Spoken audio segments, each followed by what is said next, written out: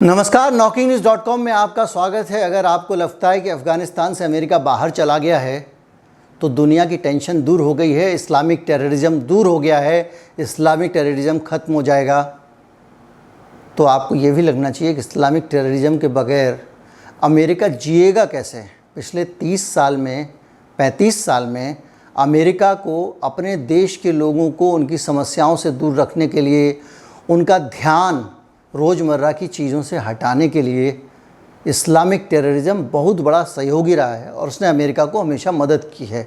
अब अचानक अगर ये ऑक्सीजन हट जाएगा तो कैसे होगा भैया? ऐसे होगा कि अब अगला टारगेट सऊदी अरब बनने जा रहा है। सऊदी अरब, वो जगह जिसका नाम अलकायदा के साथ तरह तरह से जुड़ा हुआ है, बहुत सारे इधर से तो कभी इधर से तो कभी इधर से तो कभी उधर से। अब जो अगला टारगेट होने वाला है वो होने वाला है सऊदी अरब। धीरे धीरे अमेरिका ने सऊदी अरब के आसपास शिकंजा कसना शुरू कर दिया है। अब सऊदी अरब को तरह तरह से घेरा जाएगा, सैंक्शन लगाए जाएंगे, उस पर अमेरिका तरह तरह की इंक्वायरी बिठाएगा। कहीं नोट करके पर्ची पे रख लीजिएगा और मेरे वीडियो का लिंक सेव कर लीजिएगा, बाद में भूलिएगा मत। और उसके बाद में धीरे से सऊदी अरब को अमेरिका झपटेगा।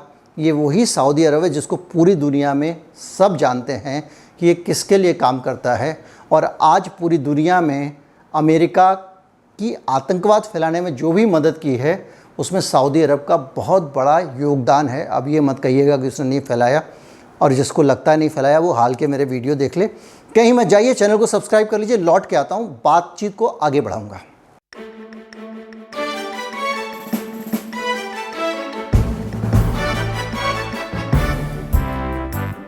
अल जवाहिरी ओसामा बिन लादेन के बाद नंबर 2 अलकायदा का चीफ।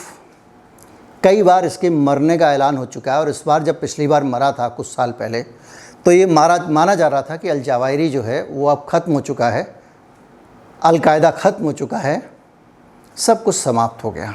कल 9/11 के दिन अल जवाहिरी ने अपना एक वीडियो रिलीज़ किया, और वो वीडियो ये कहता था कि अफ़गानिस्तान से अमेरिका को हमने खदेड़ दिया है।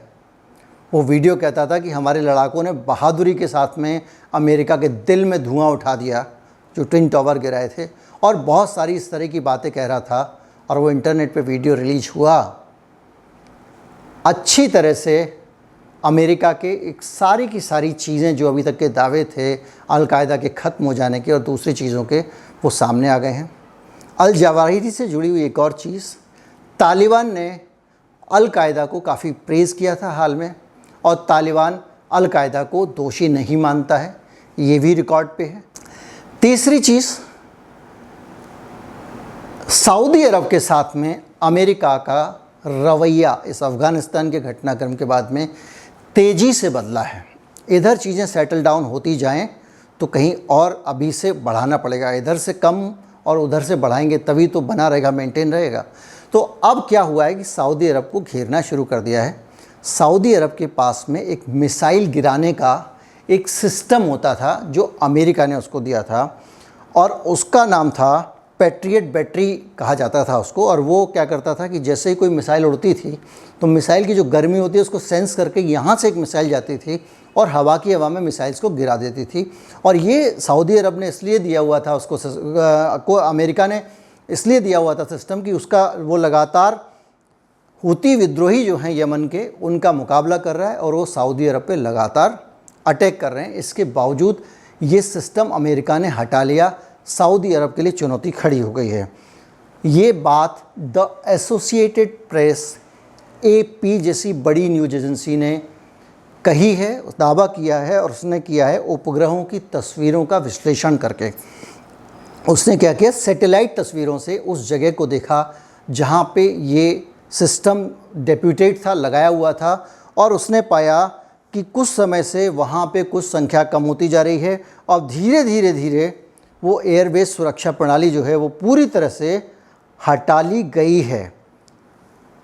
ये वो समय है, एसोसिएट प्रेस भी कहता है, वो भी कह रहा है एसोसिएट प्रेस, कि जब अफ़गानिस्तान के वहाँ पे मूवमेंट चल रही है, वहाँ से लोग आर्मी जा रही है, और इधर से सऊदी अरब का भी प्रोटेक्शन हटाया जा रहा है। सऊदी अरब में प्रोटेक्शन हटेगा मतलब जानते हैं आप, अल-कायदा के लिए नई ज़मीन। अल-कायदा का रिश्ता मैंने बताया कई तरह से, अगर अल-कायदा का रिश्ता सकारात्मक भी है तो सऊदी अरब के साथ में नकारात्मक भी है, अच्छा भी है तो बुरा भी है।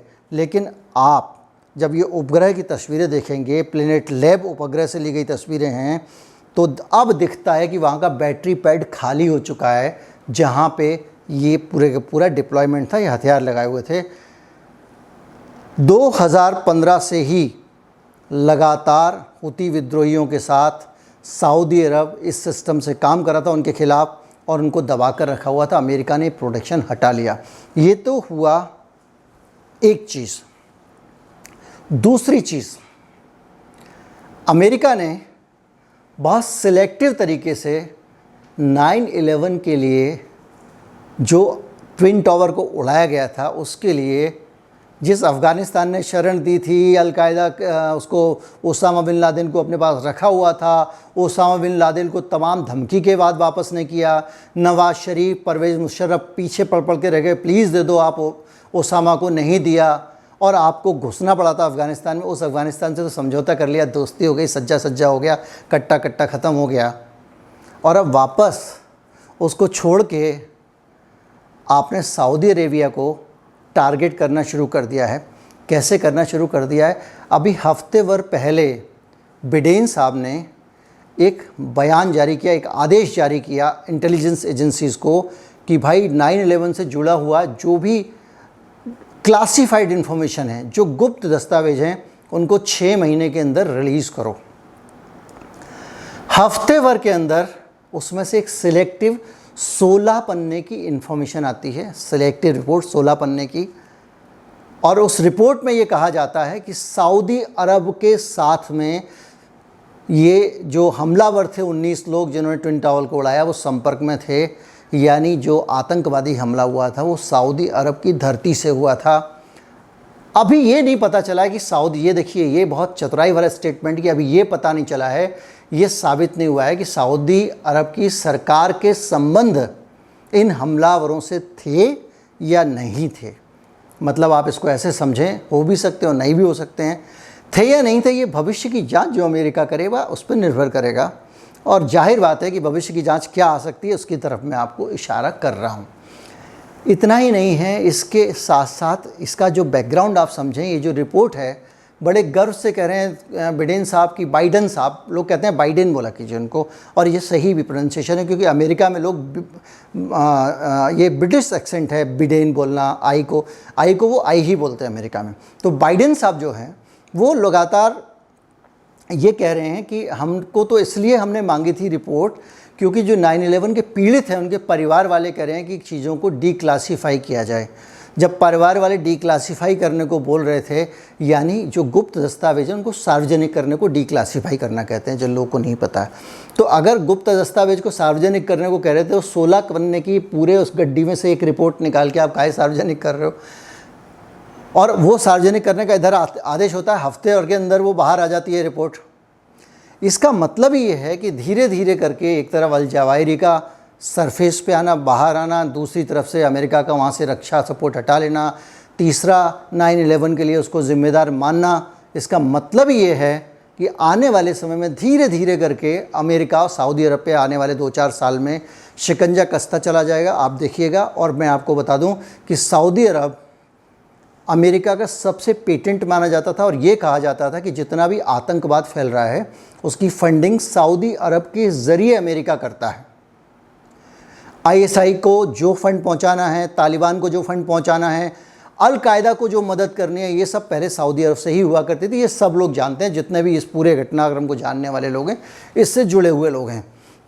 तो कुल मिला के अब एक नया बवाल फिर अमेरिका ने शुरू करने का इरादा कर लिया, ऐसा मुझे लगता है। अब ये चीज़ें आगे आगे बढ़ेंगी, चैन से नहीं रहने देंगे जब तक ये किसी के पास डराने के लिए कोई नहीं होगा। बच्चा होता है ना, बच्चा जैसे नहीं सोता है, नहीं मान रहा है, दूध मांग रहा है, माताजी के पास दूध नहीं है, तो माताजी क्या करती हैं, सो जा बेटा नहीं तो गब्बर सिंह आ जाएगा। फिल्म में डायलॉग था ना, ऐसे किसी की मम्मी कहती हैं हवा आ जाएगा, सूरदास जी लिख के गए हैं, काट खाएगा हाउ।